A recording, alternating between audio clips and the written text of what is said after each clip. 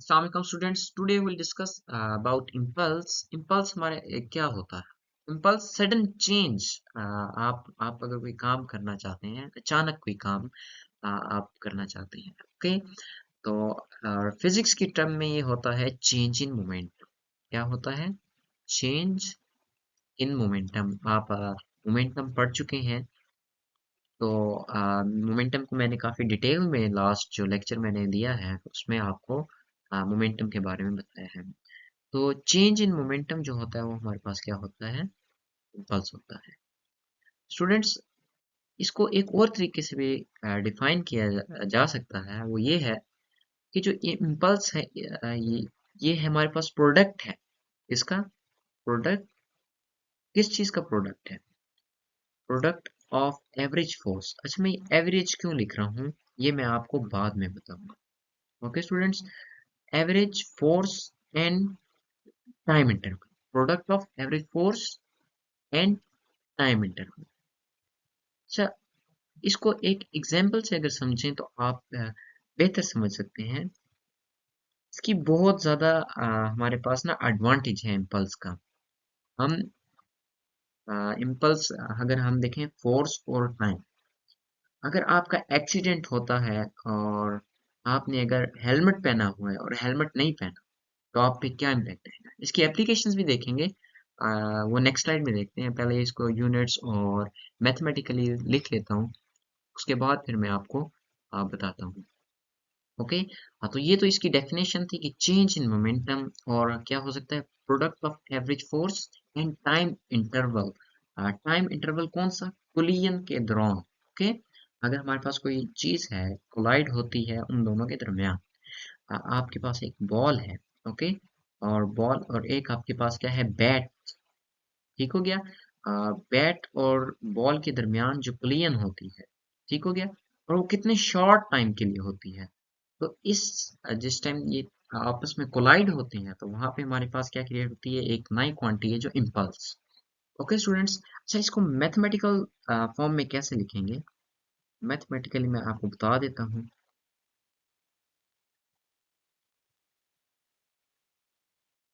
इसको जो डिनोट करते हैं इम्पल्स को, वो करते हैं जे से। स्टूडेंट्स, जे हमारे पास किसके बराबर है? F average into delta T. अच्छा स्टूडेंट्स, फोर्स वेक्टर क्वांटिटी है, और वेक्टर क्वांटिटी के साथ अगर एक स्केलर मल्टीप्लाई हो रहा हो तो वो हमारे पास क्या होता है? वो हमारे पास वेक्टर ही आता है। तो इम्पल्स आपके पास क्या है? एक वेक्टर क्वांटिटी। स्टूडेंट्स, आप ये देखें कि मैंने आपको ये भी एक डेफिनेशन बताई है कि जो जे है हमारे पास क्या है? इम्पल्स। ये हमारे पास चेंज इन मोमेंटम के बराबर भी है।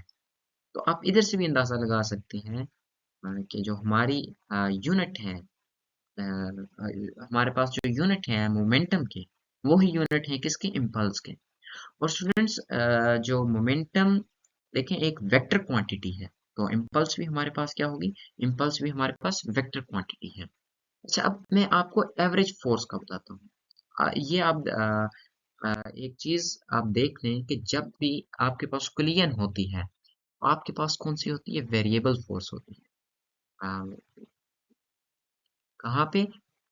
Eight collision.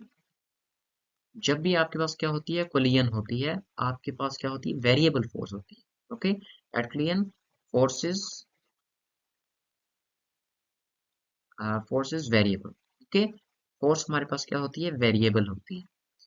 अब वेरिएबल फोर्स को आप इस तरह ड्रा करते हैं जिस तरह ये मैंने ग्राफ में ड्रा किया हुआ है। देखिए यहाँ पे टाइम बढ़ रहा है, हमारे पास फोर्स बढ़ी, ठीक हो गया, और एक फिर हमारे पास क्या हो गई? फोर्स डिक्रीज हो गई। और फोर्स और टाइम का जो ग्राफ बन रहा है, और इस कर्व के नीचे जो एरिया आता है, ये जो शेडेड एरिया मैंने किया हुआ है, ये जो शेडेड एरिया है, ये हमारे पास क्या होता है?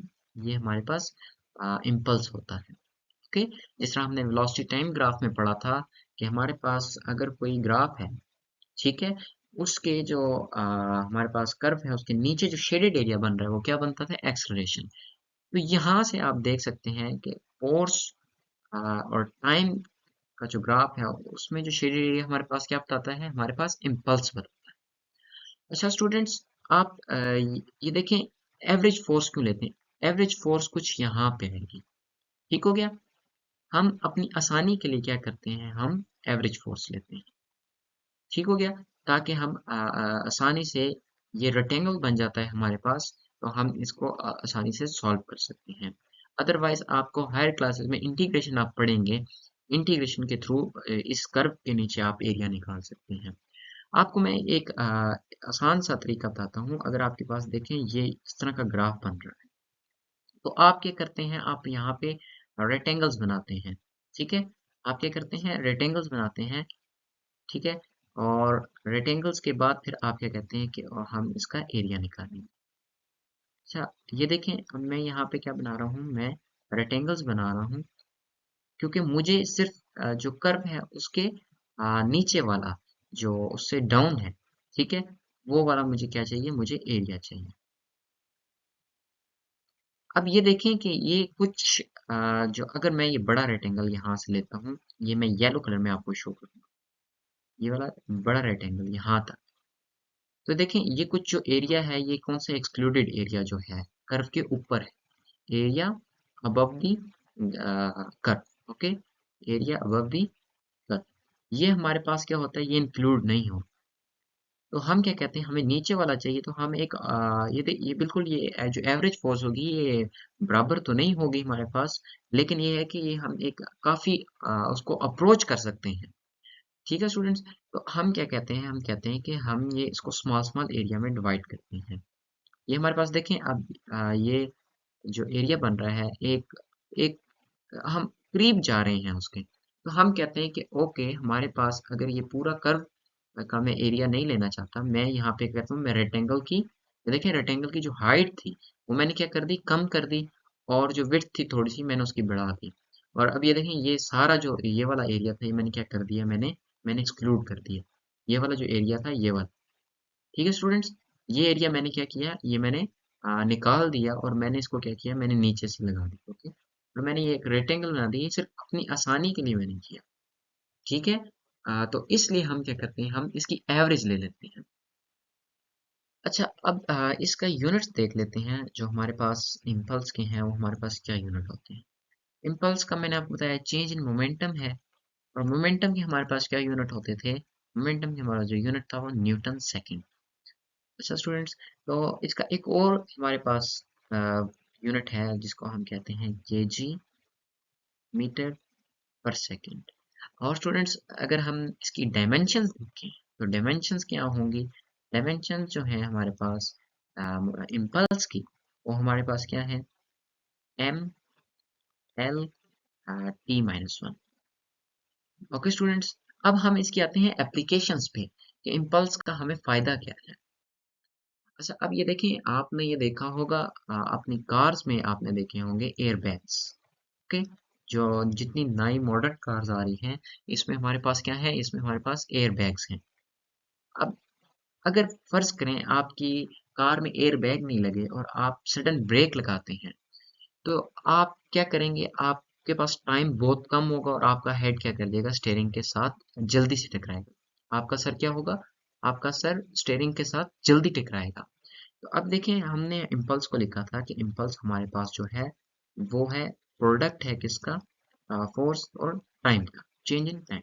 अगर आपके पास चेंज इन टाइम बहुत कम है, और आपने इम्पल्स को कांस्टेंट रखना है, आपने चेंज इन मोमेंटम को क्या रखना है, कांस्टेंट रखना है, delta P is to be constant. Okay, आपने चेंज इन मोमेंटम को कांस्टेंट रखना है, और आपके पास अब दो कंडीशंस हैं, या आप फोर्स कम कर दें, या आप टाइम कम कर दें, या अब देखिए, अब इस केस में क्या होता है, जो आपके पास एयर बैग्स हैं, जब एयर बैग्स खुल जाते हैं, तो आपके पास क्या होता है, आपके पास टाइम कम हो जाता है। ठीक हो गया? आपके, सॉरी, टाइम आपके पास क्या हो जाता है, टाइम बढ़ जाता है, फोर्स आपकी क्या हो जाती है, कम हो जाती है। तो इस वजह से जो इंजरी के चांसेस होते हैं, वो क्या हो जाते हैं, कम हो जाते हैं। आप ये दोबारा देखें, अगर हमारे पास एयर बैग्स नहीं है, तो आपके पास टाइम क्या हो जाएगा, टाइम बहुत कम होगा, और फोर्स ज्यादा लगेगी, तो आपको इंजरी ज्यादा आ सकती है। और एक और एग्जांपल है हेलमेट की। किसकी? हेलमेट की। हेलमेट अगर आप पहनते हैं, और खुदा न खास्ता आपका एक्सीडेंट होता है, और एक्सीडेंट में आप देखते हैं कि अगर आपने हेलमेट पहना हुआ था तो आपको सर पे इंजरी कम आती है। उसकी ये वजह होती है कि हम क्या करते हैं, हम टाइम को इंक्रीज कर देते हैं और फोर्स का जो इम्पैक्ट होता है वो हमारे पास क्या होता है, कम होता है।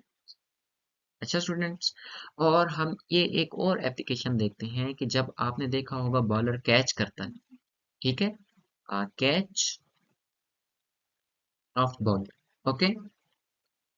अच्छा, जो फील्डर है वो क्या करता है, वो कैच करता है, तो आपने देखा होगा वो अपने हाथ। अच्छा स्टूडेंट्स, आप ये देखें कि जब फील्डर जो कैच करता है, तो देखिए पहले अगर बॉल यहाँ पे आ रही है वो अपने हाथ को ड्रैग करता है पीछे की तरफ, कि टाइम को बढ़ाता है और मेरे हाथ पे क्या हो, फोर्स कम लगे। Okay students, thank you very much, Allah Hafiz.